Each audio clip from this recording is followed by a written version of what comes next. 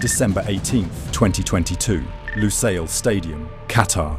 80,000 fans held their breath as a 35-year-old man who'd been told for 15 years he'd never be complete without this trophy stood over a penalty in the World Cup final shootout. The weight of a nation, the ghost of Maradona, and the entire football world watching. By the time the ball hit the net, not only had he silenced every doubter, but he'd also cemented a legacy 2 decades in the making. This is the story of how a fragile teenager from Rosario became the greatest footballer the world has ever seen. But to understand how we got here, we need to go back, way back, to a time when Lionel Messi wasn't a name that made defenders tremble, when he wasn't the face of a generation, when he was just a kid who might never play professional football at all. Rosario, Argentina, 1995. While most 11-year-olds dreamed of emulating their heroes, Lionel Messi was fighting a different battle entirely: growth hormone deficiency, a condition that meant his body wouldn't grow the way it should. The treatment: nightly hormone injections. Painful, expensive, and essential if he wanted any chance of an everyday life, let alone a football career. His local club, Newell's Old Boys, had spotted his talent early. The kid was magical, with a ball at his feet, dancing past players twice his size with an ease that seemed impossible. But magic doesn't pay medical bills. The injections cost nearly $900 a month, a fortune for a working-class family in 1990s Argentina. Newell promised to help. They didn't. His father's insurance covered part of it, then it stopped. This is where most stories end. Talent discovered too late, potential crushed by economics. The beautiful game revealing its ugly truth, that genius means nothing without opportunity. But Messi's story was about to take a turn that would reshape football history. Enter Carles Rexach, Barcelona's technical director, a man who'd seen it all in his decades at the club. Championships, heartbreaks, thousands of trialists who promised the world and delivered nothing. He'd become skeptical, hardened by experience. Yet when he watched this 13-year-old Argentine kid play in a trial session in September 2000, something shifted. The official story says Rexach was so convinced that he signed Messi's first contract on a paper napkin at a Barcelona tennis club. Romantic, dramatic, perfect for the headlines. The truth? The napkin was real, but it wasn't legally binding. What mattered was what came next. Barcelona agreeing to cover Messi's medical treatment in full, relocating his entire family to Spain, and betting their academy's future on a child who weighed barely 90 pounds. Think about that gamble for a moment. This wasn't just signing a promising youth player. This was committing to years of expensive medical intervention for a kid who might never reach professional height, who spoke no Catalan, who'd never left Argentina, whose entire family would need support in a foreign country. The financial risk was enormous. The sporting risk is even greater. Real Madrid had the chance too. They'd heard about the Argentine prodigy. They watched him play. They walked away. Too small, too expensive, too uncertain. It would become one of the most catastrophic mistakes in their history. Because what Barcelona saw wasn't just a talented kid. They saw philosophy made flesh. For decades, La Masia, Barcelona's famed academy, had preached a gospel of possession football, technical brilliance, and tactical intelligence over physical dominance. They'd produced legends: Xavi, Iniesta, Puyol. But Messi was different. He was the purest distillation of everything Barcelona claimed to believe in. Small, skillful, impossible to dispose of. A player who made the ball seem magnetized to his feet. The early years weren't easy. Homesickness hit hard. His father Jorge struggled to find work. His mother Celia hated Barcelona and eventually moved back to Argentina. Lionel was a shy, quiet teenager in a foreign country, receiving nightly injections as he tried to prove he belonged while his body slowly caught up to his talent. He barely spoke in training, let his feet do the talking instead, and talk they did. By 2003, at the age of 16, Messi was already training with Barcelona's first team. Not as a publicity stunt, not to sell jerseys, because he was genuinely good enough to compete with professionals. Frank Rijkaard, Barcelona's manager, saw immediately what Rexach had seen 3 years earlier. This wasn't potential, this was inevitable. October 16, 2004, Barcelona versus Espanyol. Messi came on as a substitute in the 82nd minute, becoming the youngest player ever to represent Barcelona in La Liga at 17 years, 3 months, and 22 days. He touched the ball 9 times, completed 6 passes, played 8 minutes, left the Camp Nou crowd buzzing with a single thought: we've just seen something special. But special wasn't enough. Not at Barcelona, not with the weight of history pressing down on every player who wore the famous Blaugrana jersey. The club had gone 5 years without a La Liga title. Their last Champions League trophy came in 1992. Real Madrid, meanwhile, had won 3 Champions Leagues in 5 years between 1998 and 2002. The rivalry wasn't competitive, it was humiliating. For Barcelona fans watching this skinny Argentine kid dribble past defenders in meaningless minutes at the end of matches, hope felt dangerous. They'd been hurt before and promised saviors who delivered nothing. Ronaldinho had arrived a year earlier and sparked genuine optimism. But one Brazilian genius wasn't enough to overcome years of institutional decline and Madrid's Galactico dominance. What they didn't know, what nobody could have known, was that they weren't watching a talented prospect finding his feet. They were watching the beginning of one of the most incredible individual careers in football history, and the spark that would ignite the most dominant club era the sport has ever witnessed. Messi's first goal came on May 1st, 2005, Albacete. A Ronaldinho assist, a delicate chip over the goalkeeper, 17 years old, the youngest Barcelona scorer ever. The celebration was joyful, all cameras tuning in on this kid. Even then, you could see it, the humility that would define his entire career, the sense that individual glory mattered less than collective success. That 2004-05 season ended with Barcelona's first La Liga title in 6 years. Messi had played 7 matches, scored 1 goal, contributed almost nothing statistically, but inside the dressing room, something had shifted. The senior players saw how he trained, how he absorbed information, how he never complained about limited minutes or bit-part roles. Ronaldinho, the team's undisputed star, took him under his wing, not as competition, as a protégé, as the future. Real Madrid noticed too. How could they not? This was the kid they dismissed as too small, too risky. Now he was wearing Barcelona's colours and winning titles and getting standing ovations at the Camp Nou for 5-minute cameos. The same scouts who'd recommended passing on him suddenly found their judgment questioned. But what could Madrid do? Messi wasn't just contracted to Barcelona, he was becoming Barcelona. The club's identity and the player's destiny were fusing into something inseparable. The 2005-06 season was the explosion. 25 appearances, 8 goals. His first Champions League goal was against Panathinaikos at 17.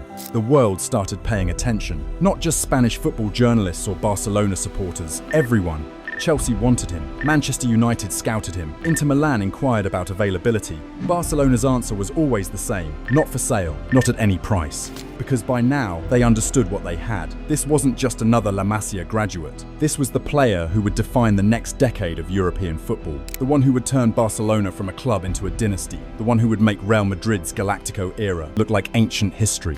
That season ended with Barcelona winning La Liga again and lifting the Champions League trophy in Paris, their first in 14 years. Messi didn't play in the final, injured just before the tournament's knockout stages. At 18 years old, he had a Champions League medal. Most players retire without one. Still, questions lingered. Could he do it consistently? Could he carry a team when Ronaldinho's form eventually declined? Could someone that small, that young, that physically unimposing dominate the most competitive league in the world season after season? Real Madrid certainly didn't think so. They were busy preparing their next Galactico signing, confident that individual brilliance and financial power would always trump Barcelona's academy-focused philosophy. They had no idea what was coming. Because Lionel Messi wasn't finished developing, he was barely getting started. And the shy teenager who once needed nightly injections to grow was about to become the most unstoppable force football had ever seen, and Barcelona's ultimate weapon in the war against Madrid. Barcelona had just won the Champions League. Messi had a winner's medal at 18. The future looked inevitable, predictable, even a steady rise to stardom, trophies accumulating year after year, records falling like dominoes. But football doesn't work that way. Success is never linear. And what came next would test everything Messi and Barcelona believed about themselves. The 2006-07 season started with optimism. How could it not? Barcelona were European champions. They had Ronaldinho at his peak, Deco pulling strings in midfield, and this teenage Argentine who seemed to get better every single match. The Camp Nou faithful expected dominance. They got chaos instead.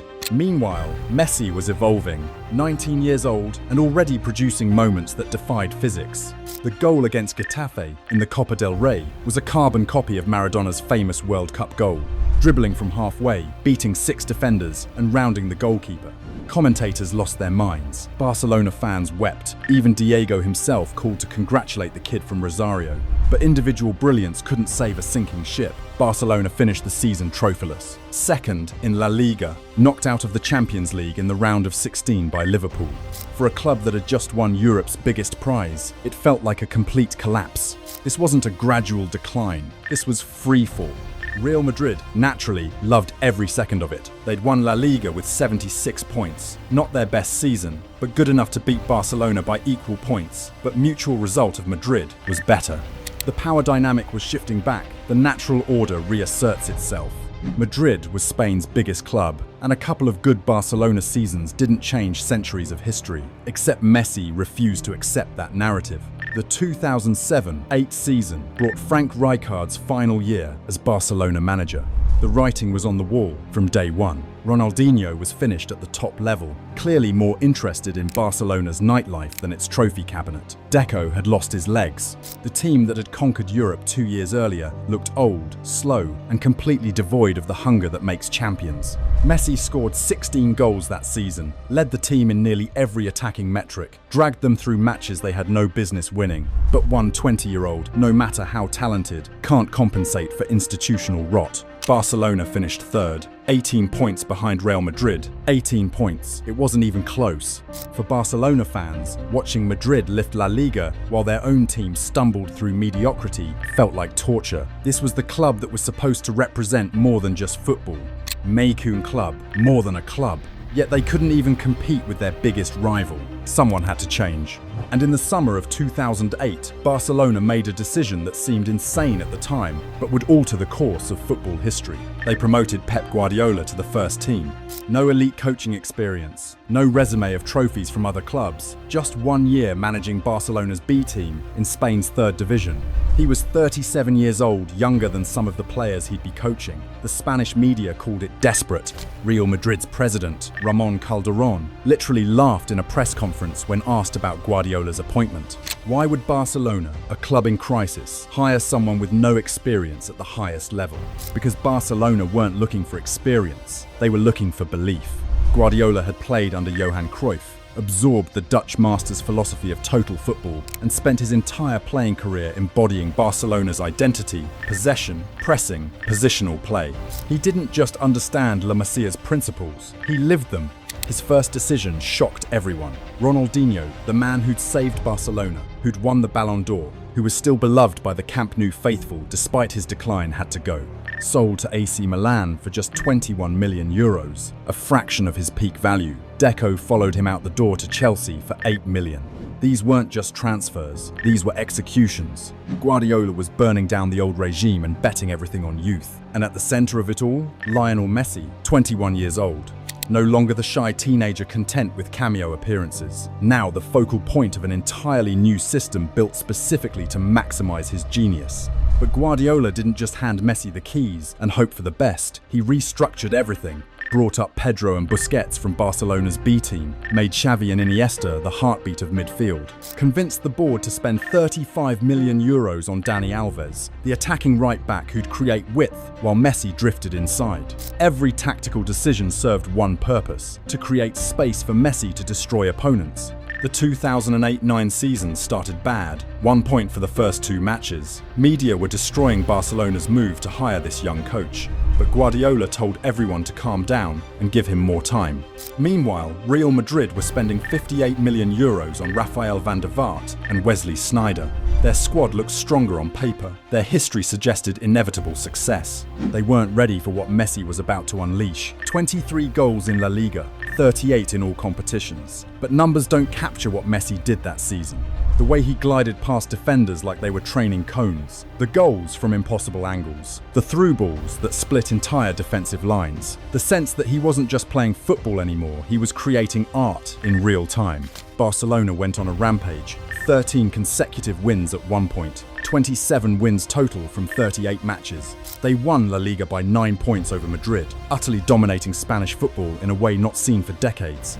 But Guardiola and Messi weren't finished. The Champions League became a procession. Barcelona dismantled Bayern Munich 5-1 on aggregate in the quarter-finals. Messi scored both goals in a 2-0 first-leg victory. This wasn't just confidence, this was a player ascending to a level of performance that seemed unreachable. Then came the semi-final, the opponent that every Barcelona fan had been dreaming about since the draw was made, Chelsea. The team that had eliminated them the previous season. The team with Didier Drogba, Frank Lampard, and one of the most expensive squads ever assembled. The team managed by Guus Hiddink, who'd built a reputation for tactical masterclasses in knockout football. The first leg at Camp Nou ended 0-0, a defensive stalemate where Chelsea frustrated every Barcelona attack. Messi had chances, rattled the post, forced saves, but couldn't find the breakthrough. The British media declared Chelsea the favourites for the second leg. Stamford Bridge was a fortress. Barcelona's pretty passing meant nothing in the cauldron of a Champions League semi-final in London. The 6th of May 2009, Stamford Bridge. The night, everything changed. Barcelona dominated possession but couldn't score. Chelsea absorbed pressure and looked to counter. Then, in the 9th minute, Essien scored the most beautiful goal in his life. A rocked from 30 yards, the keeper only heard the ball. It was a match with controversial moments in favour of Barcelona, but in the dying minutes of the game, everything changed. Then Andres Iniesta happened. A loose ball fell to him on the edge of the box in the 93rd minute of stoppage time. One touch to control, second touch to shoot, top corner, goal.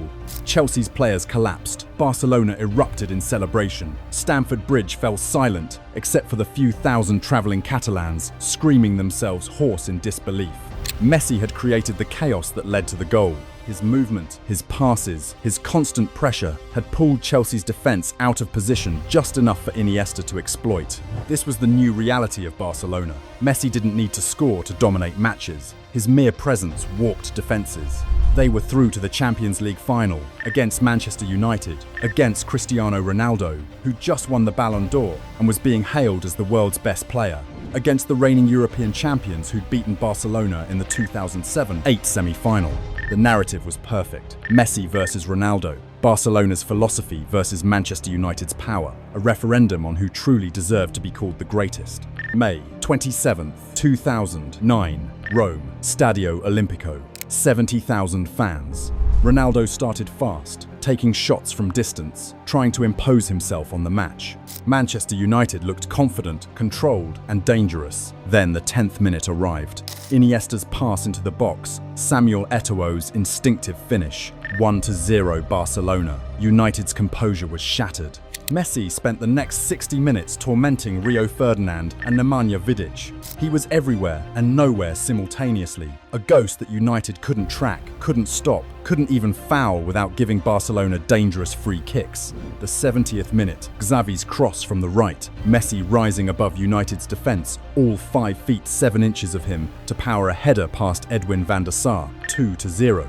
A header from Messi against the best defence in England. The Camp Nou faithful, watching on giant screens back in Barcelona, lost their minds. For Manchester United fans, that moment crystallised everything. This wasn't just a talented player having a good match. This was a generational talent announcing his arrival as the world's best. Ronaldo, for all his brilliance, had been completely overshadowed. The match finished 2-0. Barcelona were European champions. Messi was 21 years old, with a Champions League title where he'd actually contributed, not just watched from the sidelines like in 2006. Guardiola's first season had delivered the treble, La Liga, Copa del Rey, Champions League, an unprecedented achievement in Spanish football history. Real Madrid watched all of this unfold with mounting horror. Their greatest rival hadn't just succeeded, they'd created a system that seemed unbeatable, centered around a player who was getting better with every passing match. The kid they'd rejected at 13 had just won the biggest trophy in club football, against Cristiano Ronaldo, on the sport's grandest stage. Something had to be done. Some response had to be made. Madrid couldn't just accept Barcelona's dominance as the new normal. They were Real Madrid, the biggest club in the world, the one with 9 European Cups, the one that had signed Alfredo Di Stefano out from under Barcelona's nose and dominated for decades. So they did what Real Madrid always does when faced with a threat. They went shopping. Florentino Perez returned as president in June 2009, promising to restore Madrid's supremacy through spectacular signings. First up, Kaká from AC Milan for €65 million, then the world record fee. A statement of intent, a declaration that Madrid wouldn't bow to Barcelona's success. But Perez wasn't done, not even close, because if Barcelona had Messi, Madrid needed their own Galactico to match him. Someone who could compete for individual honours, someone who could shift the narrative back to the capital. They signed Cristiano Ronaldo from Manchester United for €94 million, the most expensive transfer in history. The reigning Ballon d'Or winner, the player who just lost to Messi in the Champions League final, but still possessed a resume of individual achievements that rivaled anyone in football. The stage was set, Messi versus Ronaldo, Barcelona versus Madrid. Two players at the peak of their powers, two clubs with century-old hatred, two incompatible philosophies of how football should be played. What came next would be the greatest individual rivalry the sport has ever witnessed, and a golden era that would elevate both men beyond anything previously thought possible. For Barcelona fans, confidence had never been higher. They had the system, they had the coach, they had Messi entering his prime. Madrid could spend all the money in the world, it wouldn't matter against tactical superiority and homegrown genius. They had no idea what Ronaldo was about to bring to El Clasico, no idea how fierce this rivalry would become, no idea that the next decade would produce football so extraordinary, so intense, so utterly dominant from both sides, that every other era would pale in comparison. The war was just beginning, and Messi stood at the center of it all, ready to prove that Barcelona's faith in him hadn't just been justified, it had been the greatest gamble in football history. Cristiano Ronaldo arrived at Real Madrid in the summer of 2009 with a mission, not just to score goals or win trophies. Anyone could do that at the world's biggest club. No, his mission was singular, personal, almost obsessive. Destroy Lionel Messi's claim to being the world's best player. Think about what that meant. Ronaldo had just won the Ballon d'Or. He'd scored 42 goals for Manchester United. He'd won 3 Premier League titles and a Champions League. By any objective measure, he was already one of the greatest players of his generation. But standing in a packed Bernabeu for his presentation, with 80,000 fans chanting his name, all he could think about was the Argentine who'd humiliated him in Rome 2 months earlier. This wasn't professional rivalry, this was personal, and it would define both men for the next decade. The 2009-10 season started with Barcelona as overwhelming favourites for everything. They'd won the treble, they had Guardiola's system running like clockwork, they had Messi, who at 22 years old was somehow still improving. The smart money said Madrid's expensive signings wouldn't matter, you can't buy chemistry, and you certainly can't buy what Barcelona had built over years of tactical refinement. Real Madrid started poorly, struggled to integrate Ronaldo, Kaká, Karim Benzema, and Xabi Alonso into a cohesive unit. Manuel Pellegrini, their manager, looked overwhelmed by the pressure of coaching the sport's most demanding club. By November, Madrid was already 9 points behind Barcelona in La Liga. Barcelona, meanwhile, were destroying everyone. But here's where the narrative gets interesting, because while Messi was producing football perfection, Ronaldo was learning, adapting, evolving from a flashy winger into a complete goal-scoring machine. He studied Madrid's system, figured out where he could exploit space, and started making runs that terrified defenders. 26 goals in his first La Liga season. Not Messi's numbers, Messi had 34, but enough to show he belonged in the conversation. The first true El Clasico of the Messi-Ronaldo era came on November 29, 2009, Camp Nou. Barcelona undefeated. Real Madrid is desperate to close the gap. 98,000 fans packed into the stadium. Millions more are watching worldwide. This wasn't just a football match. This was a gladiatorial contest between two players who'd spent the previous months being compared in every possible metric. Barcelona won 1-0. Zlatan Ibrahimovic scored, but the scoreline didn't tell the real story. Messi had been everywhere, dropping deep to collect the ball, dribbling past 3 defenders at a time, creating chances that should have put the match out of reach. Ronaldo had precisely 1 shot on target all match, 1. He looked isolated, frustrated, completely nullified by Barcelona's suffocating possession. For Barcelona fans, this confirmed everything they believed. Messi was magic, Ronaldo was just marketing. No amount of money could buy what Barcelona had: an identity, a philosophy, a player who embodied everything the club stood for. Real Madrid fans left the Camp Nou in silence, 9 points behind, humiliated at their rival's home. watching Ronaldo, their €94 million saviour, get completely shut down. The British press started asking if Madrid had made a mistake, if Ronaldo could handle the pressure of Spain's brutal rivalry. They should have paid attention to how Ronaldo reacted, because he didn't sulk, didn't make excuses, didn't blame teammates or tactics. He returned to training and became obsessed with one thing: setting goals. More goals. Goals from every position. Goals that couldn't be stopped regardless of how many defenders Barcelona put on him. The second Clásico of that season, the return fixture at the Bernabeu in April 2010, told a different story. Ronaldo didn't score, but his defensive work rate, his pressing, his willingness to sacrifice individual glory for team structure showed something important. He was learning. Barcelona still won La Liga that season, 99 points a record. Messi finished with 47 goals in all competitions. The Ballon d'Or seemed like a formality, except it wasn't. December 2010. The announcement came from France Football magazine. The Ballon d'Or winner was Lionel Messi, his second at 23 years old, the youngest player to win it twice. For the second consecutive year, he'd watched Messi lift the trophy that obsessed him. If you were a Real Madrid fan watching that ceremony, the frustration must have been unbearable. Your club had spent a combined €250 million on new players. You had Ronaldo, genuinely one of the world's best. Yet Barcelona's homegrown genius kept winning everything that mattered. But 2010 marked a turning point, not because Madrid suddenly figured out how to beat Barcelona tactically, because they hired a manager who understood that beating Messi required more than just talent. It required ruthlessness. José Mourinho, fresh from winning the Champions League with Inter Milan, having just eliminated Barcelona in the semi-final with one of the most defensive masterclasses in modern football history. President Florentino Perez didn't hire Mourinho to play beautiful football. He hired him to win, at any cost, by any means necessary. Mourinho's first El Clásico as Madrid manager came in November 2010 at the Camp Nou. He set Madrid up with a low defensive block, instructed Ronaldo to track back, and basically dared Barcelona to break them down. The match finished 5-0 to Barcelona, the worst El Clásico defeat in Madrid's history. Messi didn't even score. Xavi, Pedro, David Villa, and Jeffren did the damage, but his performance orchestrating Barcelona's attack was masterful. Mourinho stood on the touchline, watched his team get destroyed, and smiled, not because he enjoyed losing, because he'd learned exactly what he needed to know. Barcelona's system relied on space. Create enough chaos, disrupt their passing rhythm, target their weaknesses, and even Messi becomes mortal.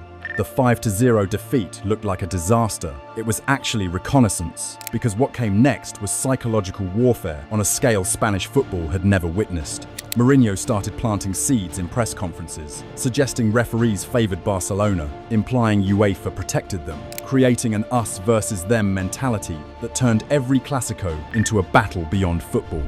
And Ronaldo absorbed all of it and transformed into something terrifying. The 2010-11 season saw him score 40 La Liga goals, 6 more than Messi, 40 goals in 34 matches. He'd become a goal-scoring machine, eliminating the fancy stepovers and tricks in favour of brutal efficiency. First touch, second touch, goal, over and over again. But Barcelona still won La Liga and the Champions League again. Messi scored 53 goals that season, 53 in all competitions, numbers that seemed computer-generated rather than human. December 2011, Ballon d'Or ceremony. Messi won again, his third consecutive award, 24 years old, already being discussed in the same breath as Pelé and Maradona. Ronaldo finished second, again, third consecutive year as runner-up. The cameras caught his reaction, a forced smile that barely concealed seething frustration. For Barcelona fans, this was complete validation. Not just winning, dominating. Not just having the best player having a player so far ahead of everyone else that comparisons seemed insulting. Messi wasn't just better than Ronaldo, he was transcendent. But football is cyclical. Success breeds complacency. Dominance invites challenge. And Mourinho's Madrid were learning, adapting, preparing for a psychological assault that would test Barcelona's mental fortitude as much as their tactical superiority. The 2011-12 season became a war, 4 Clásicos in 18 days, April 16th, 20th, 27th and May 3rd. La Liga, Copa del Rey, final, Champions League semi-final. Every trophy both clubs cared about came down to direct confrontation. Barcelona versus Madrid, Messi versus Ronaldo. 4 matches that would determine everything. First match, April 16th, 2011, at the Bernabeu, La Liga. Madrid won 1-1. Wait, another draw counting as a win? Barcelona, the team that had scored 5 at the Camp Nou 6 months earlier, barely threatened Madrid's goal. Mourinho's defensive tactics were working. Madrid were closing the gap. Second match, April 20th, Copa del Rey final. Ronaldo scored the winning goal in extra time. A header from an Angel Di Maria cross. Simple, effective. Madrid's first trophy in 3 years. For Real Madrid fans, that Copa del Rey felt like liberation. 3 years of Barcelona's dominance. 3 years of being told Ronaldo couldn't compete with Messi. 1 goal, 1 trophy, 1 step toward reclaiming Spanish football. Third match, April 27th, Champions League semi-final, first leg at the Bernabeu. Barcelona won 2-0. Messi scored both goals. The second was particularly devastating, receiving the ball on the edge of the box, cutting inside past 3 defenders, slotting past Iker Casillas with his weaker right foot. Mourinho's defensive master plan crumbled. Madrid's stadium fell silent, except for the travelling Barcelona fans singing Messi's name. Fourth match, May 3rd, Champions League semi-final, second leg at Camp Nou. Madrid needed 3 goals to advance. They got 1. Barcelona advanced 3-1 on aggregate. Messi didn't score in the second leg, didn't need to. His first leg performance had already killed the tie. Madrid were eliminated. Barcelona were through to another Champions League final. Think about what those 4 matches meant. Madrid had won 1, Barcelona 2, and 1 drawn. On paper, competitive. In reality, Barcelona had advanced in the competition that mattered most and reasserted their dominance when it counted. But Mourinho had learned something crucial. His defensive tactics could frustrate Barcelona. Ronaldo could match Messi's goal output. What Madrid lacked wasn't talent or tactics, it was consistency and mental strength in the biggest moments. Fix that, and the rivalry would shift. The 2011-12 La Liga season became Mourinho's masterpiece. Madrid finished with 100 points. 100. They won the league by 9 points over Barcelona. Ronaldo scored 46 La Liga goals, breaking a record that had stood for decades. The goal against Barcelona at the Camp Nou in April 2012, a counter-attacking move where he sprinted 60 yards, received a pass from Mesut Ozil and slotted past Victor Valdez, was particularly symbolic. Speed, power, efficiency, everything Mourinho had built his system around. But losing La Liga to Madrid, seeing Ronaldo break goal-scoring records, watching their dominance get challenged for the first time in years, it stung. December 2012 Ballon d'Or ceremony, the 4th consecutive year of Messi versus Ronaldo. Everyone expected Messi to win his 4th straight award, and he did. 91 goals in the calendar year, 2012. 91, a record that may never be broken. Messi had scored in practically every match Barcelona played. Hat-tricks, pokers, braces, numbers so absurd they seemed like typos. Ronaldo finished second, 4th consecutive year. By now, the pattern was clear. Ronaldo could score goals, win La Liga, and match Messi statistically. But when it came to the Ballon d'Or, to individual recognition, to being called the absolute best, Messi always won. For Real Madrid fans, this was maddening. Ronaldo had just delivered a 100-point La Liga season and 46 league goals. What more could he possibly do? The answer, according to the Ballon d'Or voters, was Lionel Messi. No amount of goals or trophies seemed to matter if Barcelona's number 10 was in the conversation. But here's what Barcelona fans celebrating that 4th Ballon d'Or didn't realize. Ronaldo's obsession with beating Messi had transformed him into a more complete player than anyone anticipated. He'd added defensive work rate, tactical intelligence, and leadership qualities that made him indispensable to Madrid's system. He wasn't just trying to outscore Messi anymore. He was trying to build a legacy that would eventually surpass him. The 2012-13 season saw Barcelona win La Liga. Messi scored 46 league goals, tying Ronaldo's record from the previous season. Back and forth, punch and counterpunch. Every record won sets, the other matches. Every achievement by Barcelona, Madrid responded with their own the following season. But Barcelona's dominance was starting to show cracks. Guardiola had left after the 2011-12 season, exhausted by the mental toll of managing football's most demanding club. Tito Vilanova took over and delivered La Liga, but the Champions League saw Barcelona humiliated by Bayern Munich in the semi-final, 7-0 on aggregate. 4 goals in Munich, 3 at Camp Nou. The system that had seemed invincible suddenly looked outdated, predictable, vulnerable. Meanwhile, Madrid was building something different under Mourinho, not as aesthetically pleasing as Barcelona's tiki-taka, but effective. Ronaldo was scoring at a rate that matched Messi. Madrid were competing for every trophy. The psychological edge Barcelona had held for years was disappearing.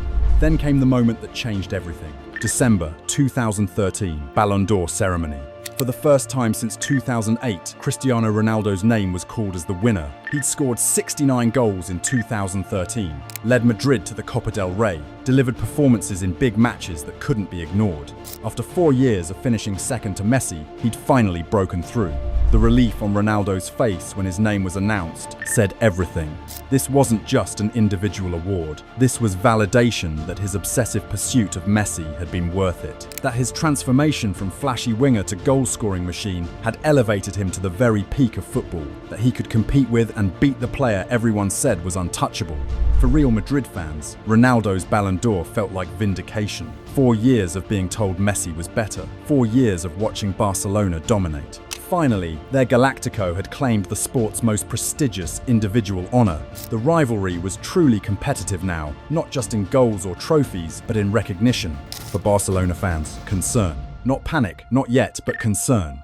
Messi had won 4 straight Ballon d'Ors by being undeniably better than everyone else. Now Ronaldo had won 2. The gap was closing. And with Barcelona's system starting to show age, with Madrid's hunger growing, the next few years wouldn't be the coronation Barcelona fans expected. There would be a war, an arms race between 2 players pushing each other to heights nobody thought possible. A rivalry that would produce goal-scoring records, Champions League performances, and individual moments of such brilliance that they'd define an entire generation's understanding of football excellence. And at the center of it all was Lionel Messi, the kid from Rosario who'd needed hormone injections just to compete, now locked in the greatest individual rivalry in sports history.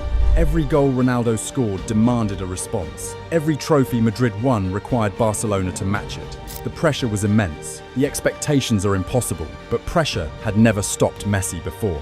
And what came next would prove that even when the rivalry seemed equal, even when Ronaldo's brilliance matched his own, Messi still had another level to reach. The question was whether his body could handle what his mind demanded, because hidden beneath all the goals and glory, a problem was developing, one that would threaten everything Messi and Barcelona had built.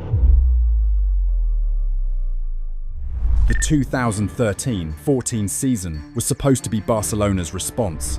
Ronaldo had won the Ballon d'Or. Real Madrid were resurgent. The gap that Barcelona had once dominated was now competitive, maybe even tilting toward Madrid.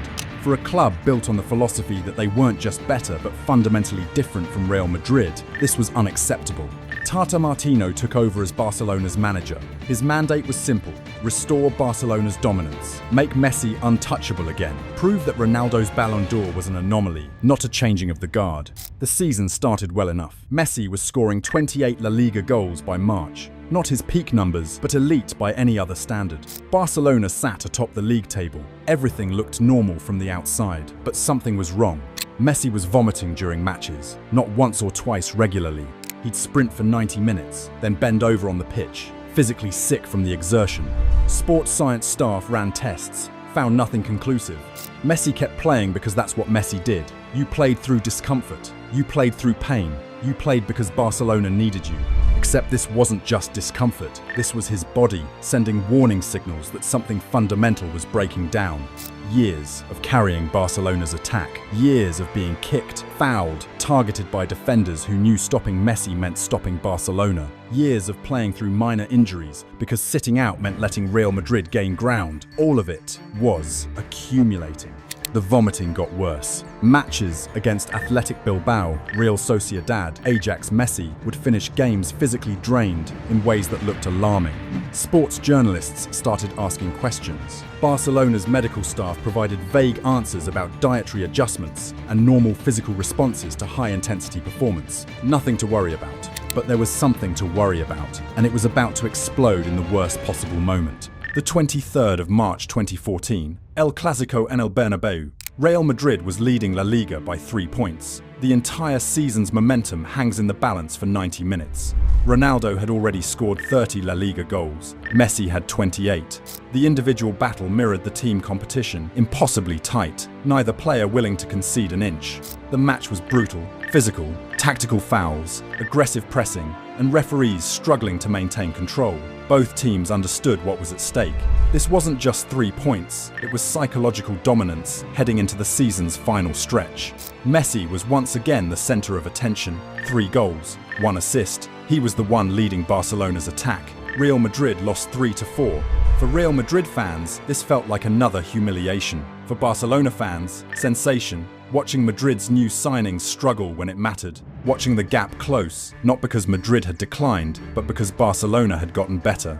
That's what made it terrifying. Barcelona was still good, maybe even great. Madrid were just matching them everywhere it counted. The season collapsed after that Clásico. Barcelona drew against Getafe, lost to Granada, and watched helplessly as Atletico Madrid surged past them in the league table. Atletico Madrid, Diego Simeone's defensively brilliant underdog team, also overtook Barcelona. By the final matchday, Barcelona finished second. Atletico Madrid won La Liga, 90 points. Ronaldo finished with 31 league goals, but more importantly, Madrid won the Champions League, the Decima, their 10th European Cup, the trophy that had obsessed the club since 2002. 12 years of failure, disappointment, near misses. All was erased in Lisbon when Sergio Ramos scored a 93rd minute equaliser against Atletico Madrid, forcing extra time. Madrid won 4-1. Ronaldo scored the final goal from the penalty spot, then ripped off his shirt and flexed for the cameras. Think about the symbolism. Ronaldo winning the Champions League in the same season he'd beaten Messi for the Ballon d'Or, scoring in the final, celebrating shirtless, while Messi watched from home, eliminated in the quarter-finals by Atletico Madrid.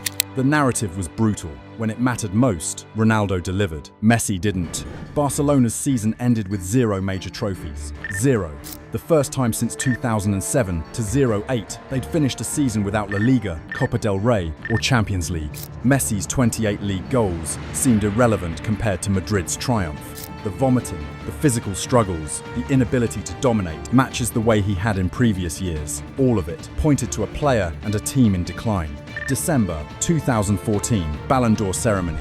Ronaldo won his 2nd consecutive award, 3rd overall. 52 goals in 2014. Champions League glory, La Liga title. The voters weren't even close. Ronaldo received 37.66% of the vote. Messi got 15.76%. For the 3rd consecutive year, Ronaldo had either won or finished second. But this time the gap was massive, undeniable. For Real Madrid fans, this was complete vindication. Not just competitive with Barcelona, better than Barcelona. Ronaldo hadn't just caught Messi, he'd surpassed him. 3 Ballon d'Ors to Messi's 4, but the momentum was entirely with Madrid.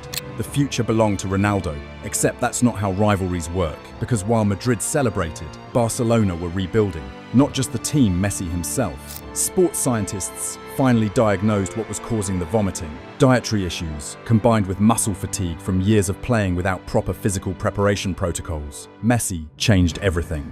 Hired an Italian nutritionist named Giuliano Posa, eliminated refined sugars, processed foods, and red meat. Started a strict regimen focused on recovery and injury prevention.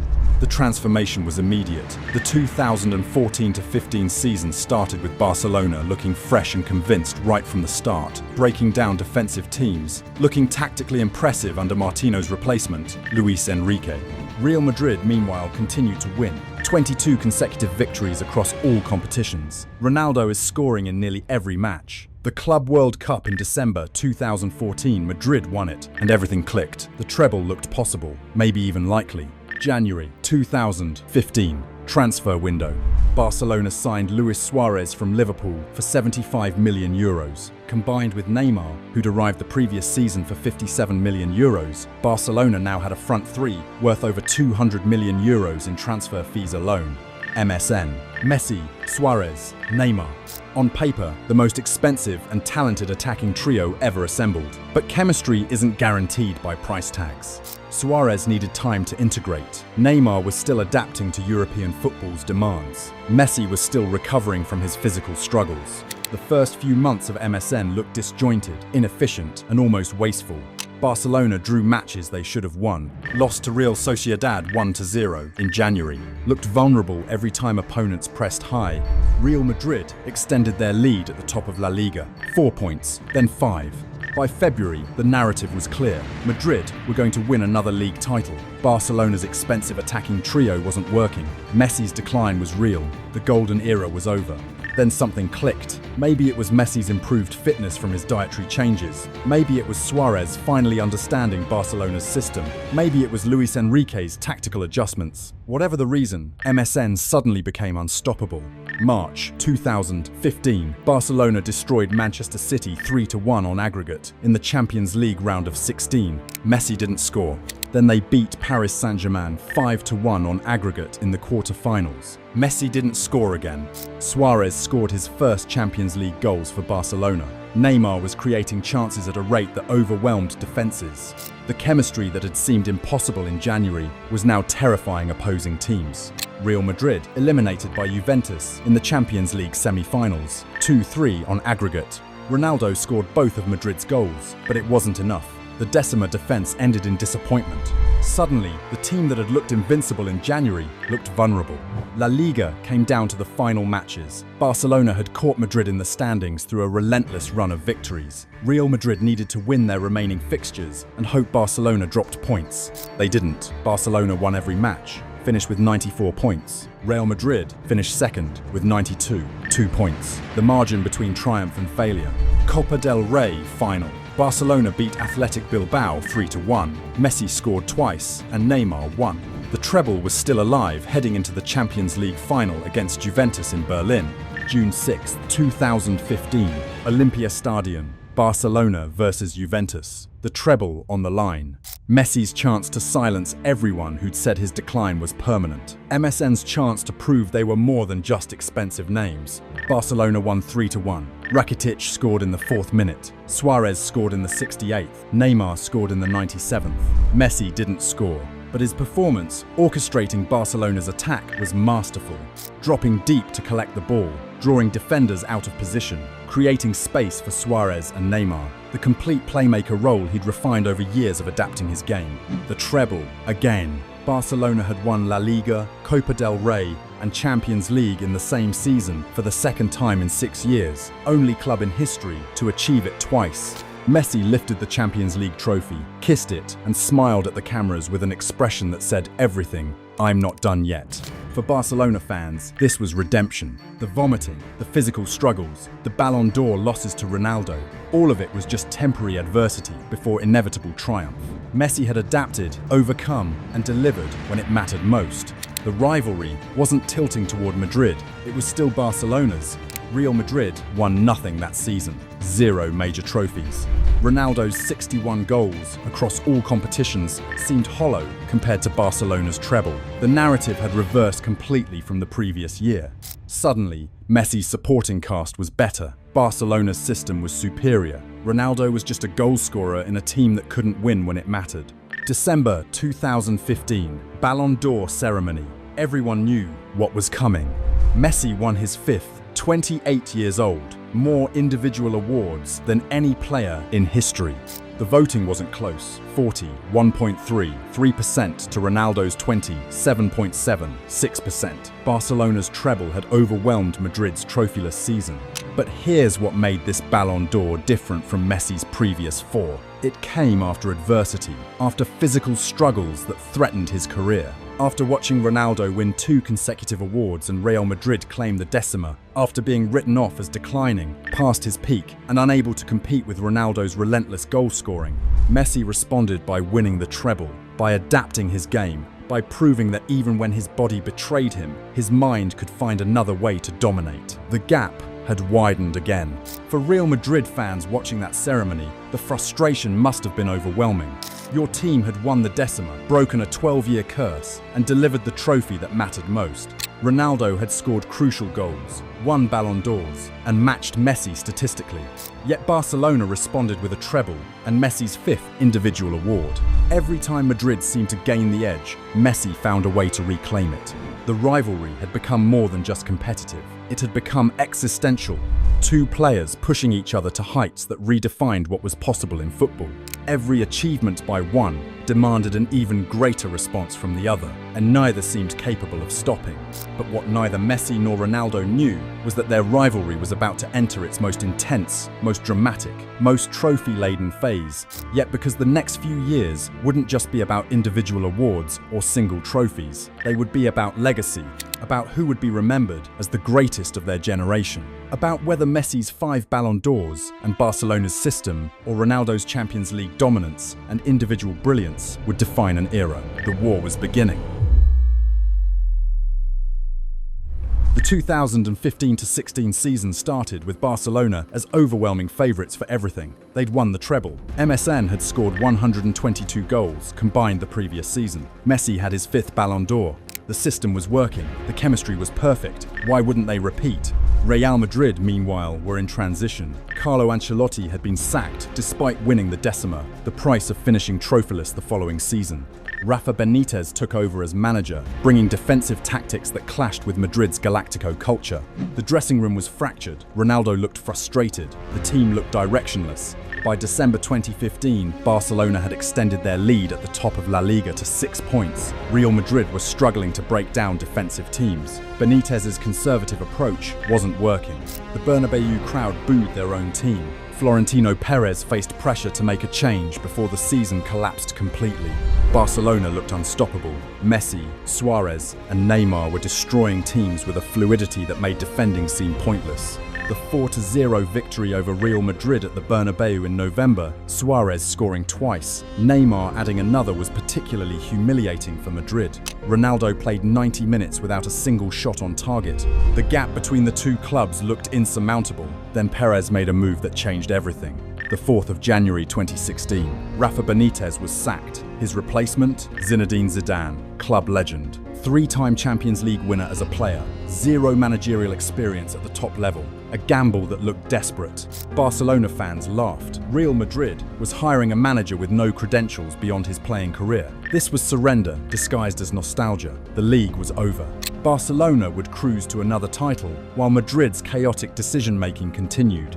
Except Zidane understood something fundamental about managing Real Madrid. You don't need complicated tactics when you have the world's best players. You need clarity, confidence, freedom to express their talent. He simplified Madrid's system, gave Ronaldo license to focus purely on attacking, and trusted his squad to figure out the details. Real Madrid went on a run. 12 consecutive victories across all competitions. Ronaldo started scoring at a rate that seemed superhuman even by his standards. 35 La Liga goals by season's end, 16 Champions League goals, hat-tricks against Wolfsburg in the quarter-finals, turning around a 2-0 deficit from the first leg, the decisive penalty in the final shootout against Atletico Madrid in Milan. May 28, 2016, Giuseppe Meazza. Real Madrid won their 11th Champions League, La Undécima. 2 years after the Decima, they'd done it again. Ronaldo stood shirtless at the center circle, flexing for cameras, screaming at the Madrid fans who'd traveled to Milan. This wasn't just a celebration, this was a statement. I'm still here, still the best, still winning when it matters most. Barcelona, eliminated by Atletico Madrid in the quarter-finals. MSN's combined 131 goals that season didn't matter if they couldn't get past Simeone's defensive masterclass. La Liga title, yes, Barcelona won that with 91 points, but the Champions League was what separated great teams from legendary ones, and Madrid had it, Barcelona didn't. For Real Madrid fans, this Champions League felt like proof that their approach was superior. Barcelona needed perfect conditions, perfect tactics, and perfect chemistry to win. Madrid just needed Ronaldo, Zidane's trust, and the belief that individual brilliance could overcome any obstacle. December 2016, Ballon d'Or ceremony. Ronaldo won his 4th, tied with Messi at the top of the all-time list. The voting margin was significant. He received 745 points to Messi's 316. Champions League glory had overwhelmed Barcelona's La Liga title. The narrative was shifting again. Messi dominated domestically. Ronaldo owned Europe.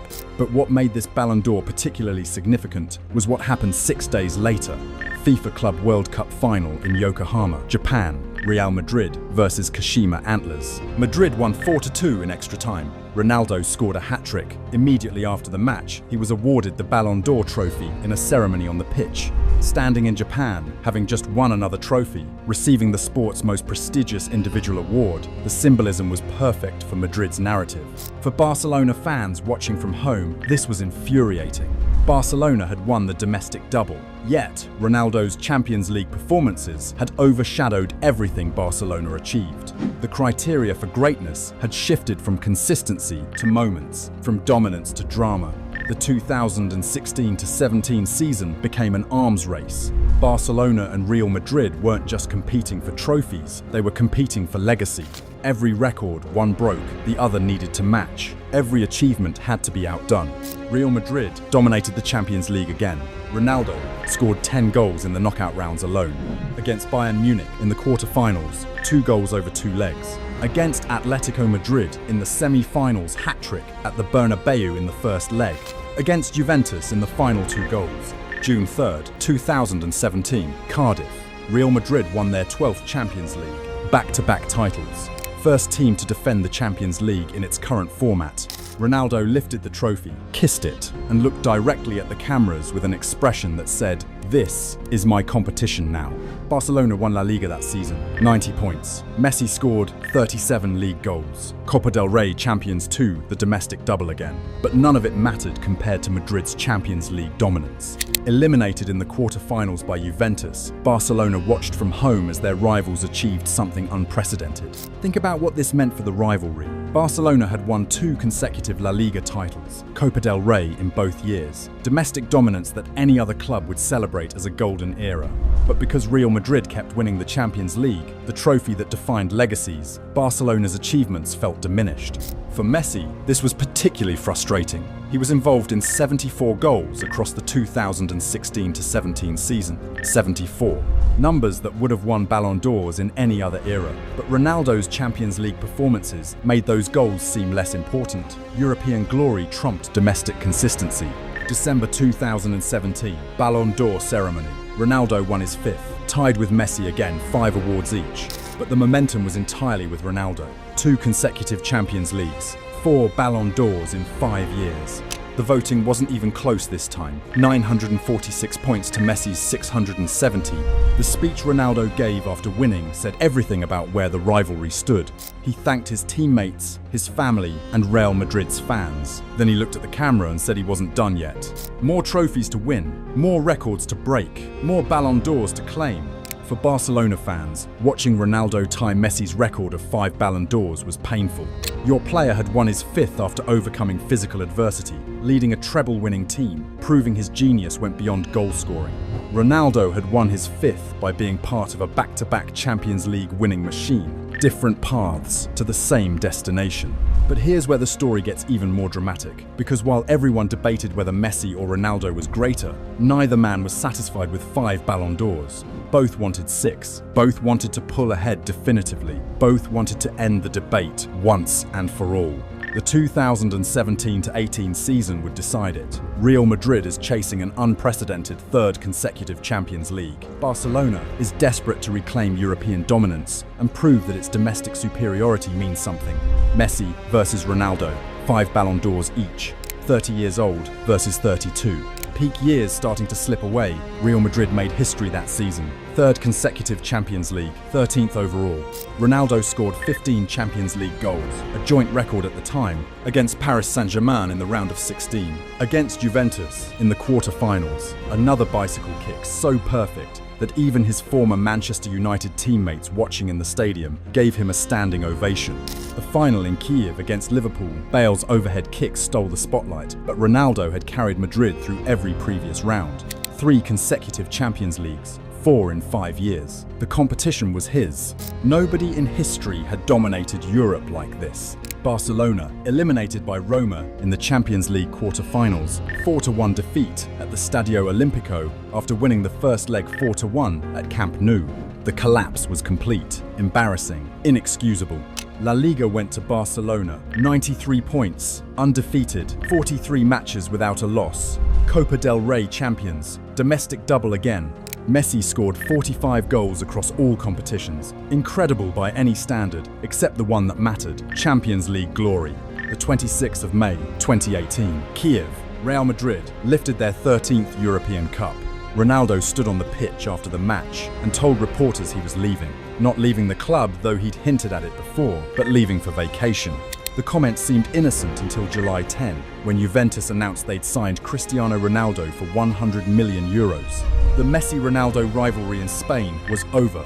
9 years of competing directly, 9 years of pushing each other to unprecedented heights, 9 years that had produced 10 Ballon d'Ors, 8 Champions Leagues, 6 La Liga titles, and countless individual records. Ronaldo left Real Madrid, having won 4 Champions Leagues in 5 years. Left as Madrid's all-time leading scorer with 450 goals. Left having proven he could dominate Europe in ways even Messi couldn't. For Barcelona fans, Ronaldo's departure felt like both relief and regret. Relief that the rivalry's intensity would decrease. Regret that Messi hadn't definitively proven his superiority while they were both in Spain. The head-to-head Clásico record slightly favoured Barcelona, but the Champions League dominance belonged entirely to Ronaldo.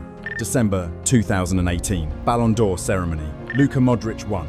Not Messi, not Ronaldo. For the first time since 2007, someone else claimed the award. Ronaldo finished second, Messi fifth. The decade of dominance had been interrupted, but the rivalry wasn't over. Because what neither player knew in December 2018 was that Messi would have one more chance to pull ahead, one more opportunity to claim a 6th Ballon d'Or, and prove that even without Ronaldo in Spain, even without the direct competition, he was still the world's best player. And the stage for that final triumph was about to be set in the most unlikely, most dramatic way possible. The 2018-19 season was supposed to be Messi's coronation. Ronaldo had left Spain. The rivalry that had defined a decade was geographically over. Finally, Messi could play without the constant comparisons, without every goal being measured against what Ronaldo had scored the previous weekend. Finally, he could just be Lionel Messi, the best player in the world, without asterisks or qualifications. Barcelona started the season with a new manager. Ernesto Valverde had survived the Roma disaster somehow, kept his job despite presiding over one of the most humiliating Champions League exits in the club's history. His mandate was clear: win the Champions League. La Liga titles were expected, domestic doubles were routine. But European glory, that's what separated Barcelona's current team from their legendary predecessors. Messi seemed determined to deliver it himself. The goals came in torrents. Hat-trick against PSV in the Champions League group stage. 2 goals against Tottenham at Wembley. 1 a curling shot from outside the box that left Hugo Lloris frozen. Brace against Lyon in the round of 16. Every match, Messi was either scoring or creating chances that should have been scored. Real Madrid, meanwhile, were collapsing. Ronaldo's departure had left a void nobody could fill. Julen Lopetegui was sacked after 5 months. Santiago Solari took over and lasted barely longer. The team that had won 3 consecutive Champions Leagues couldn't beat anyone, eliminated from Copa del Rey by Barcelona. Eliminated from the Champions League by Ajax in the round of 16, a humiliation that shocked European football. Finished third in La Liga with 68 points, 19 behind Barcelona. For Barcelona fans, this felt like vindication. See, Ronaldo needed Real Madrid more than Madrid needed him. Meanwhile, Messi was carrying Barcelona to another domestic double and looked unstoppable in the Champions League. April 10th, 2019. Champions League quarter-final first leg. Barcelona versus Manchester United at Old Trafford. Barcelona won and Messi didn't score. Luke Shaw, United's left-back, stood in stunned silence as Messi celebrated. After the match, Shaw told reporters it was the best individual performance he'd ever witnessed. "I knew he was good," Shaw said, "but that was a different level." The second leg at Camp Nou was a formality. Barcelona won 3-0. Messi scored 2 more, bringing his Champions League tally for the season to 10 goals. The semi-finals awaited. Liverpool at Camp Nou, then Anfield for the return leg. The 1st of May, 2019, Camp Nou, Barcelona versus Liverpool. This was supposed to be Messi's coronation match, the performance that would silence any remaining doubts about his Champions League credentials. Liverpool were good, exceptional. Even but Barcelona at home with Messi in this form seemed insurmountable. Barcelona won 3-0. Messi scored twice. The second goal was supernatural. A free kick from 28 yards, curled over the wall, dipping at the last second to nestle in the top corner, while Liverpool's goalkeeper Alisson stood frozen. The Camp Nou erupted. Commentators scrambled for superlatives. Messi jogged back to the halfway line with that familiar expression, satisfaction mixed with quiet confidence. 3-0. Away goals didn't even matter. Barcelona would need to lose by 4 goals at Anfield to be eliminated.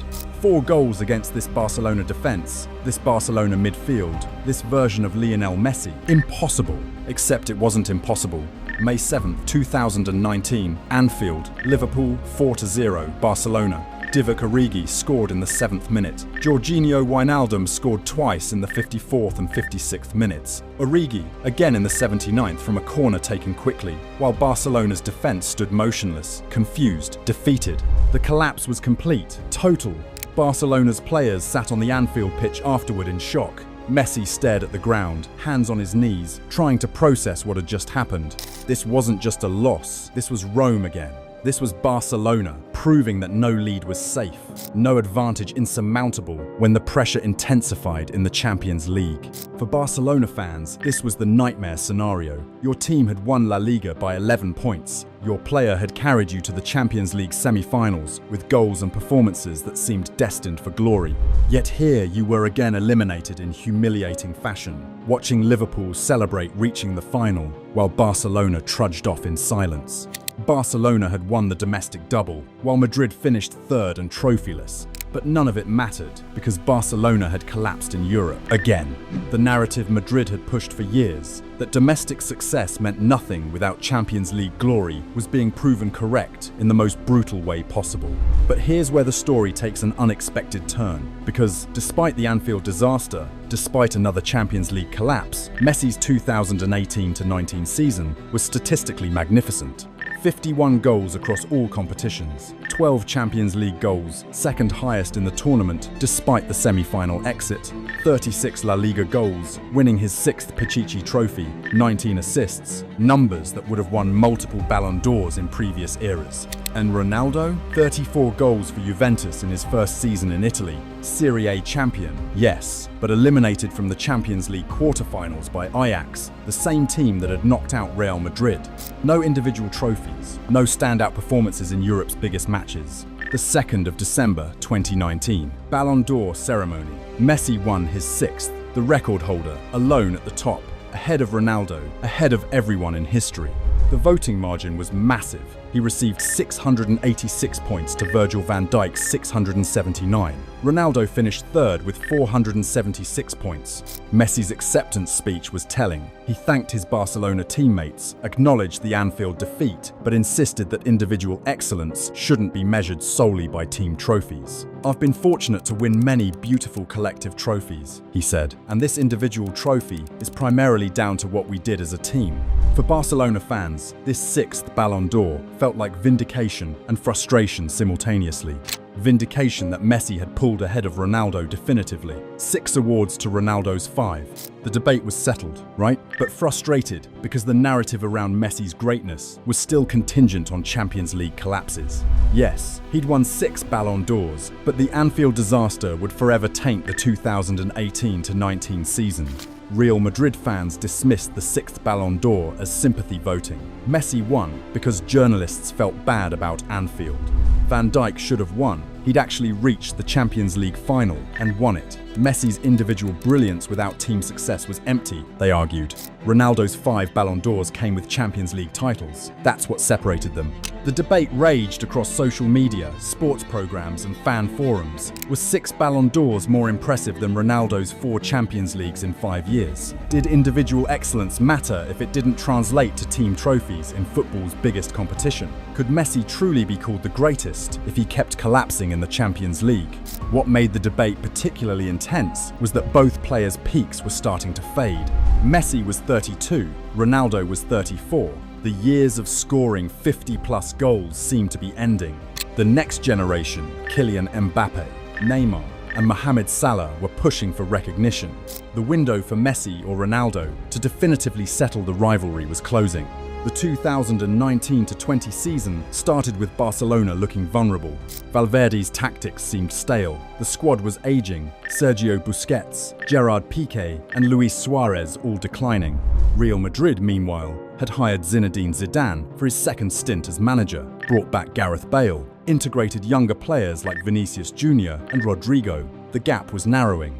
By February 2020, Real Madrid had overtaken Barcelona in La Liga. The Camp Nou crowd was whistling their own team. Valverde was sacked, replaced by Quique Setién, whose possession-based philosophy seemed like nostalgia for Guardiola's era, rather than a genuine tactical evolution. Then, COVID-19 shut down football worldwide. March 2020, empty stadiums, suspended seasons, uncertainty about whether the competitions would even finish. When football resumed in June, everything felt different. No crowds, no atmosphere, just players and tactical execution. Real Madrid thrived in the empty stadiums, won every match after the restart. Sergio Ramos converting penalties, Karim Benzema scoring crucial goals, and the defense holding firm. They won La Liga with 87 points. Barcelona finished second with 82, 5 points. The margin wasn't huge, but the momentum shift was undeniable. Champions League resumed in August 2020 with a condensed format single-leg knockout matches in Lisbon. No home advantage, no second chances, just one match to decide everything. Barcelona drew Bayern Munich in the quarter-finals, the team that had humiliated them 7-0 on aggregate in 2013. Surely this time would be different. The 14th of August 2020, Estadio da Luz, Lisboa, Bayern Munich, 8-2 Barcelona, 8 goals. Thomas Müller scored twice. Philippe Coutinho, on loan from Barcelona to Bayern, scored twice and assisted another. Joshua Kimmich, Robert Lewandowski, Ivan Perisic, and Serge Gnabry all scored. Barcelona's defense looked amateur. Their midfield is non-existent. Messi didn't score one of Barcelona's goals, but his expression throughout the match said everything. This team was broken. The 8-2 wasn't just a defeat, it was humiliation on a scale Barcelona had never experienced. Worse than the 5-0 to Madrid in 2010, worse than Rome, worse than Anfield. This was Barcelona's entire philosophy being exposed as outdated. Their legendary possession football dismantled by Bayern's high press and pace. For Real Madrid fans watching from home, this was the sweetest revenge. Barcelona had won La Liga twice since Ronaldo left, had celebrated Messi's 6th Ballon d'Or, had claimed domestic superiority. Yet when European competition demanded excellence, they collapsed spectacularly. 8 goals conceded, the worst defeat in Champions League knockout history. Messi sat in the dressing room after the match and made a decision. He wanted to leave Barcelona. 20 years at the club, 6 Ballons d'Or, 10 La Liga titles, 4 Champions Leagues. None of it mattered anymore because the club had become a toxic combination of poor management, aging squad, and tactical stagnation.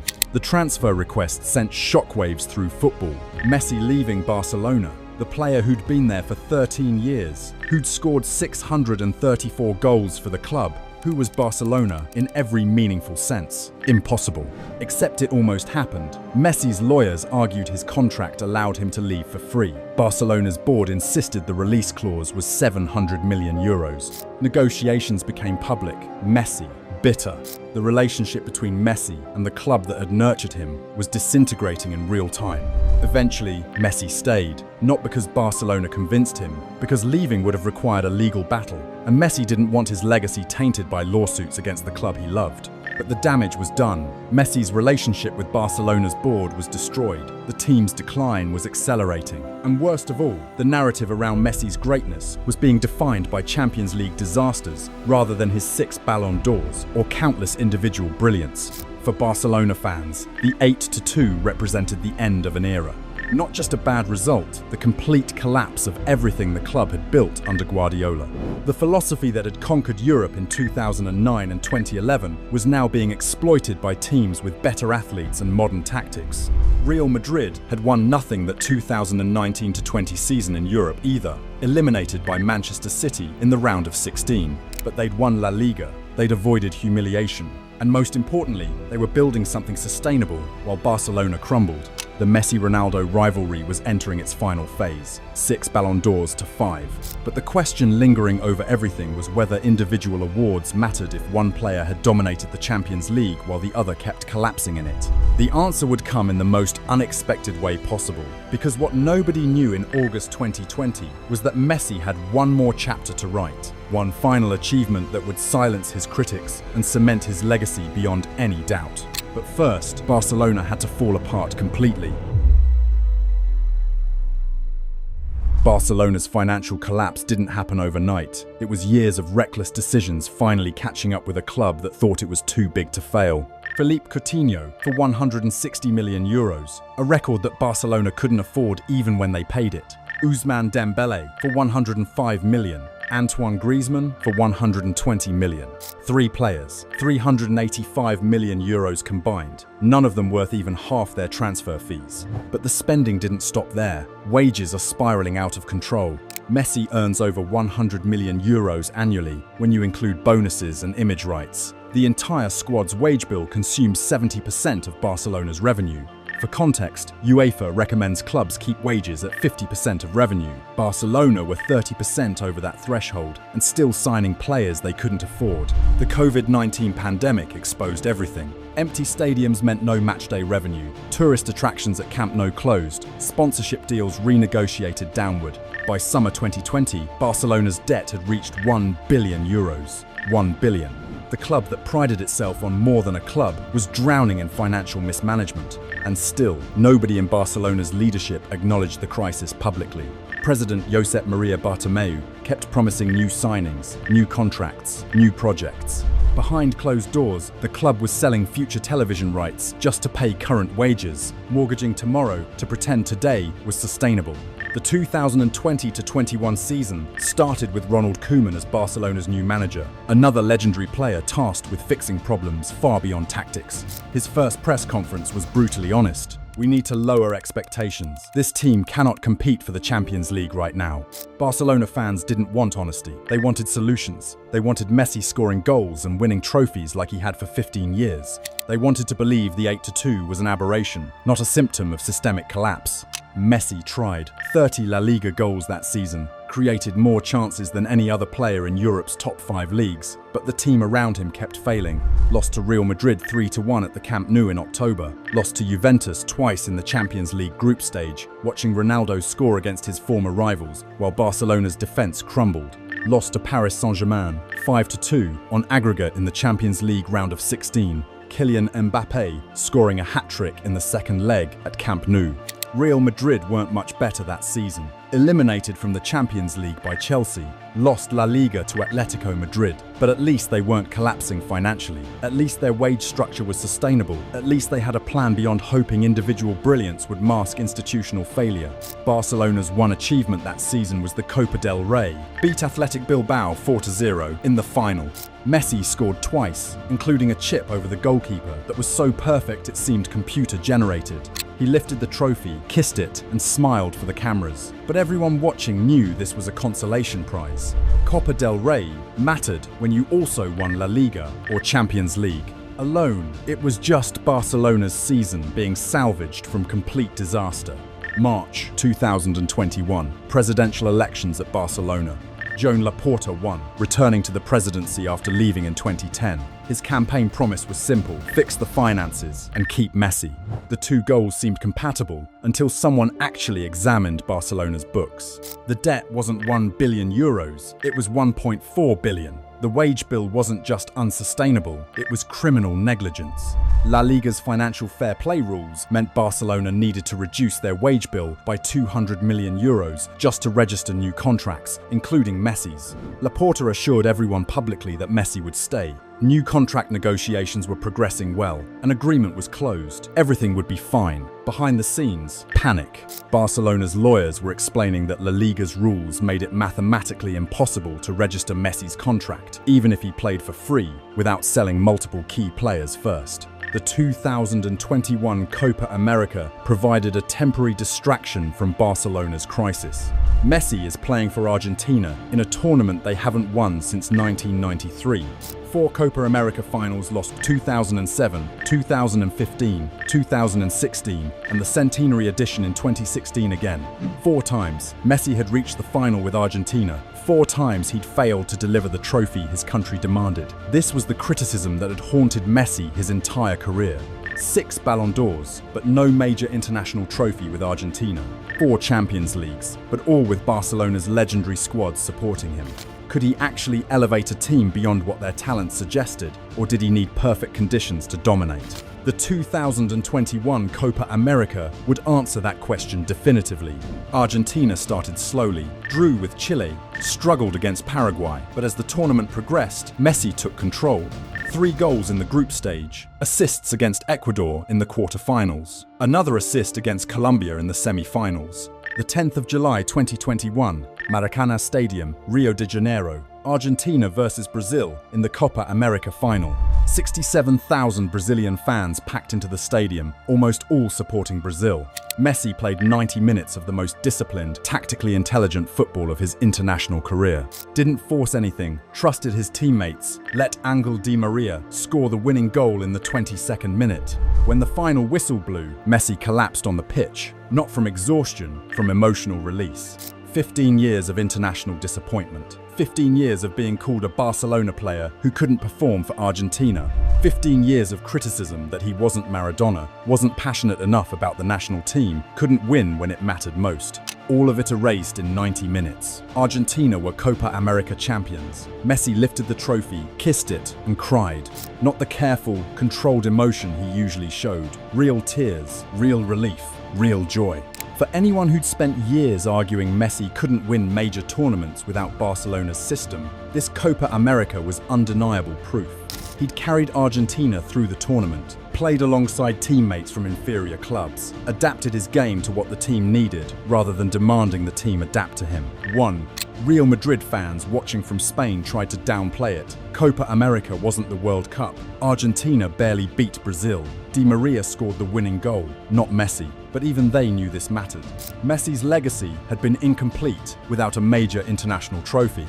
The 5th of August 2021, press conference at Camp Nou. Messi sat at a table, couldn't speak for 90 seconds because he was crying too hard. Eventually, he composed himself enough to say, "I'm leaving Barcelona." The shock rippled through football instantly. Messi leaving Barcelona? After 21 years? After 672 goals? After becoming the club's greatest player in history? The previous summer's transfer request had seemed dramatic. This was final, real, devastating for Barcelona fans who'd grown up watching Messi define their club. Laporta held his own press conference hours later, explained that La Liga's financial rules made registering Messi's contract impossible without violating regulations that could result in severe penalties. Even though Messi had agreed to a 50% wage reduction from €100 million annually to 50 million, Barcelona's total wage bill was still too high. They'd needed to sell players. Nobody wanted Barcelona's aging, overpaid squad, so Messi had to leave.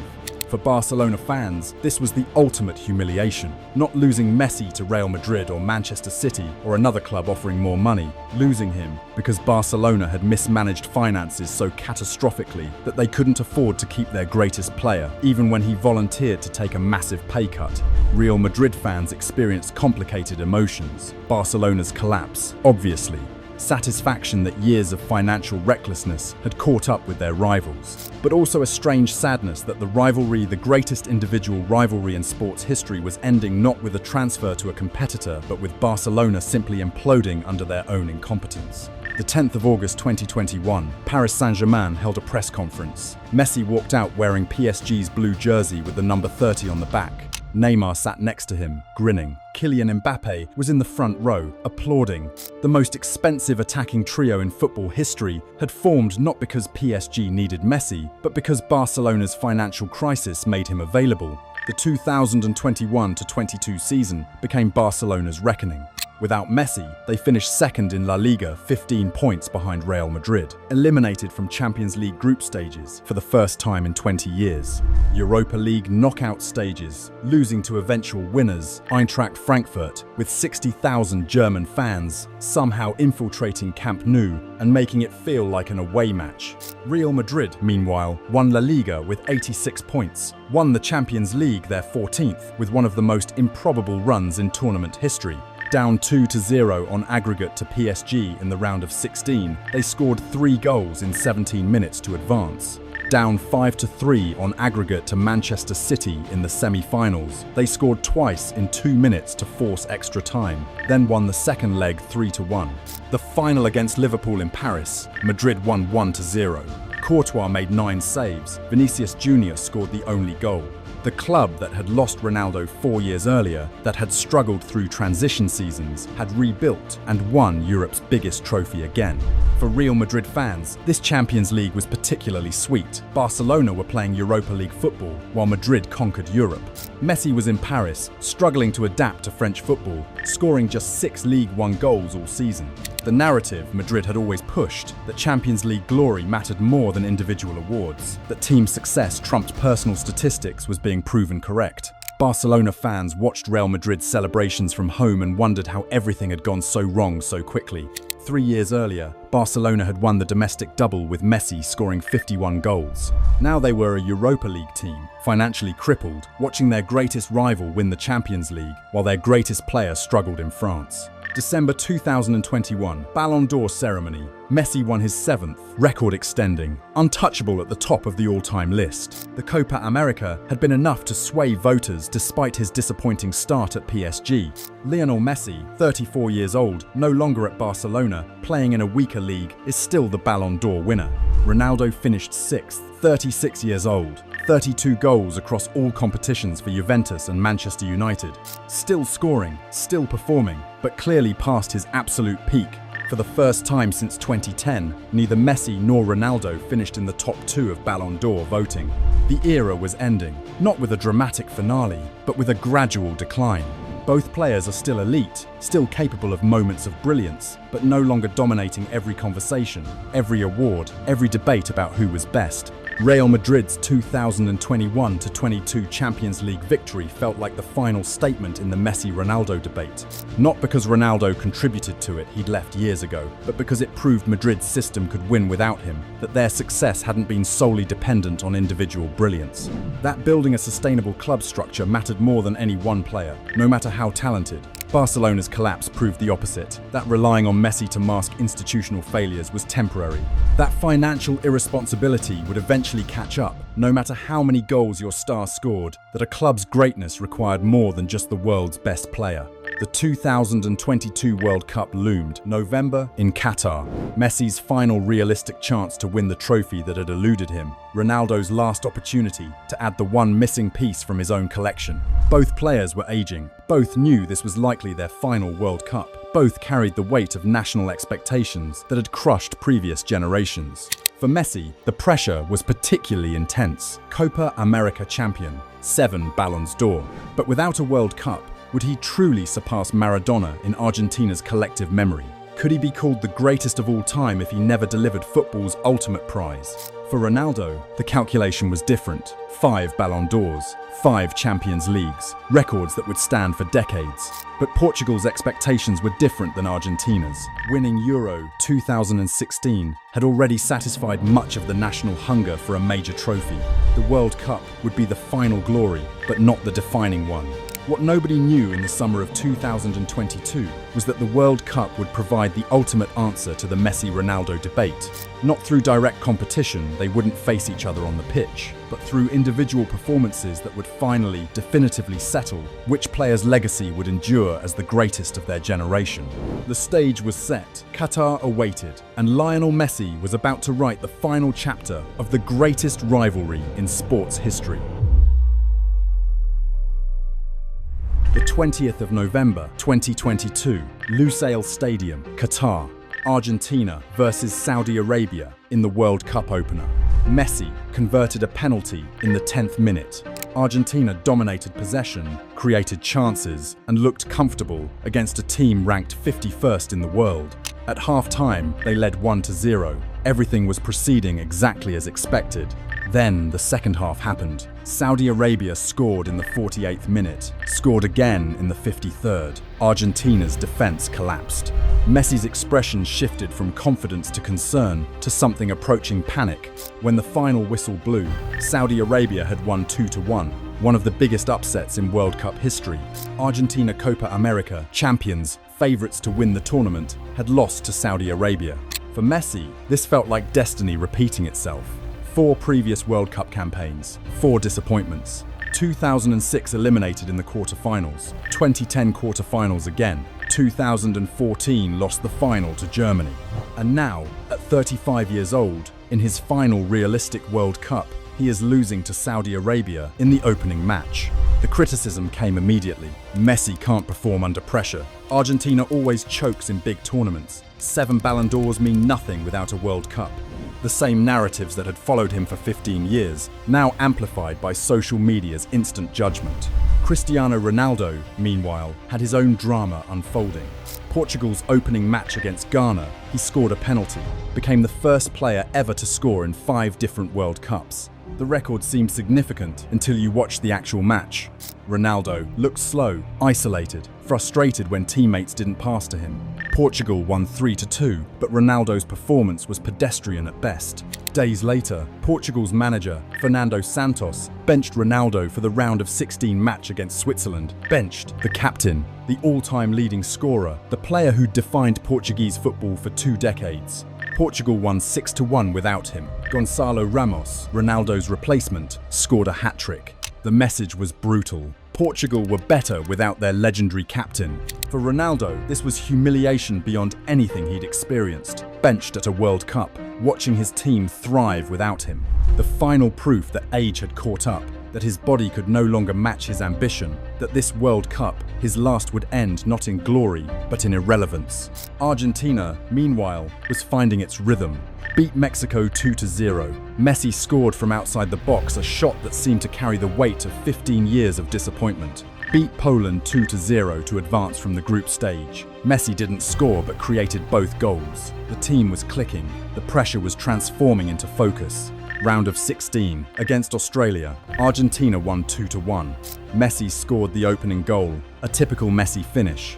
Left foot from inside the box, precise and unstoppable. Quarter-finals against the Netherlands. This match was chaos. Argentina led 2-0. The Netherlands equalised in the 83rd minute, and again in the 101st. Extra time couldn't separate them. Penalties.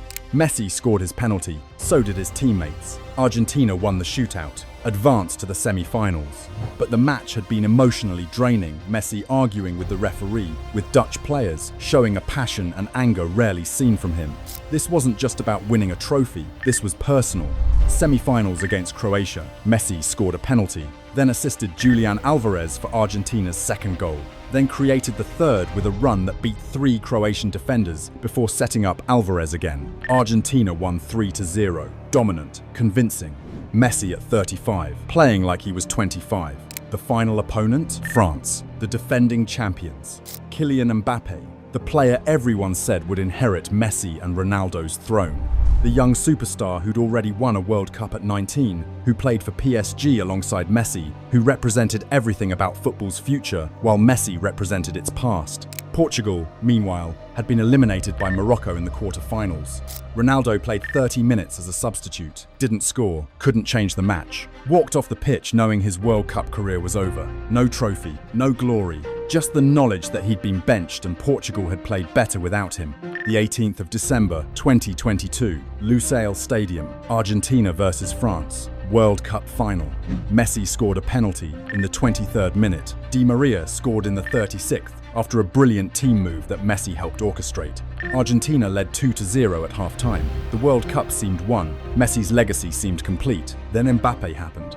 2 goals in 97 seconds. Penalty in the 81st minute. Volley in the 81st. Suddenly, the match was 2-2. Extra time. Messi scored in the 108th minute, a scrappy goal from close range after his first shot was saved. Argentina led 3-2. Surely now, Mbappé scored another penalty in the 118th minute. Hat-trick, 3-3. The youngest player to score a World Cup final hat-trick.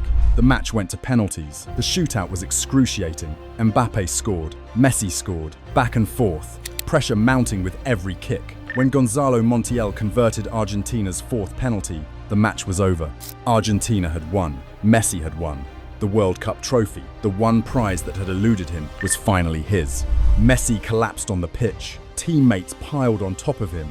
75,000 fans in the stadium are chanting his name. Millions more are watching worldwide, witnessing the completion of the greatest individual football career in history.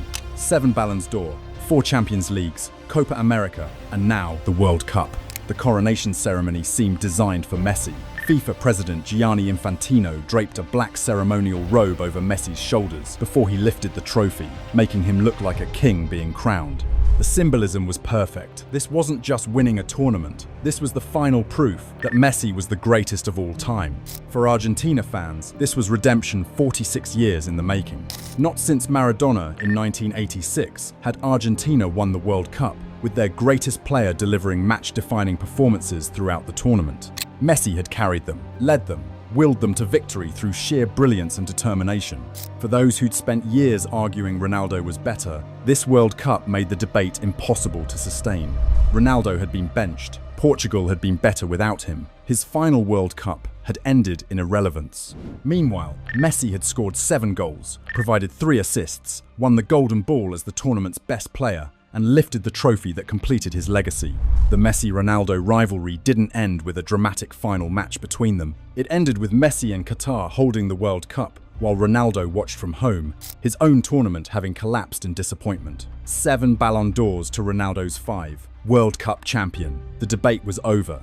Not because Ronaldo wasn't great, he was phenomenal, one of the greatest players in history. But because when both careers were complete, when every trophy was counted and every performance analysed, Messi had simply achieved more.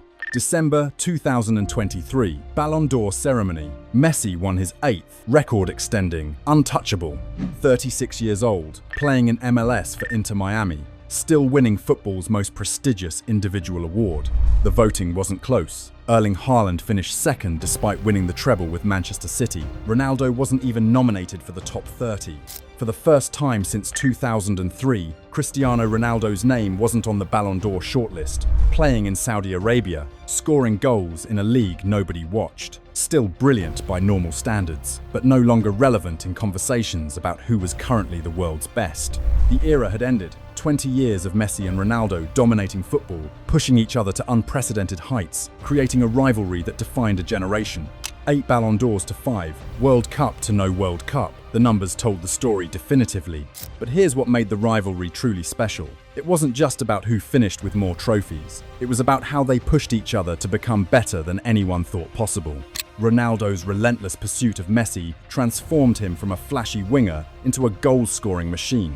Messi's competition with Ronaldo made him add leadership and international success to his already perfect skill set. They made each other greater, and in doing so, they gave us the greatest rivalry sports has ever seen. The rivalry is over. The debate is settled. Lionel Messi stands alone at the peak of football history with 8 Ballon d'Ors, a World Cup, and a legacy that will define greatness for generations to come.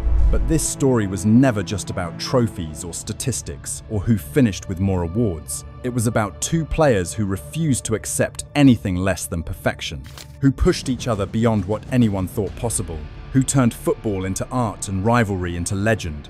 Think about what they achieved together. 20 years of dominance, 13 Ballon d'Ors between them, 9 Champions League titles, goal-scoring records that seemed impossible until they broke them, then broke them again. Matches where the entire world stopped to watch 2 players compete not just for victory, but for immortality. Cristiano Ronaldo transformed himself from a talented teenager at Sporting Lisbon into arguably the most complete goal-scorer in football history. Over 900 career goals, 5 Champions Leagues, success in England, Spain, and Italy, a relentless work ethic that redefined what athletes could achieve through sheer determination and obsession. Without Messi, Ronaldo would still be considered one of the greatest players ever, but it was the rivalry with Messi that elevated him to legendary status. Every goal Messi scored demanded a response. Every trophy Barcelona won required Madrid to match it. The pressure of competing with someone who made the impossible look routine transformed Ronaldo into something more than just a great player. And Messi, without Ronaldo, he'd still be the most naturally gifted footballer in history. But the constant comparisons, the years of finishing second in Ballon d'Or voting, the pressure of knowing that every performance would be measured against Ronaldo's all of it, forced Messi to add dimension to his game, leadership, international success, the ability to carry teams beyond what their talent suggested.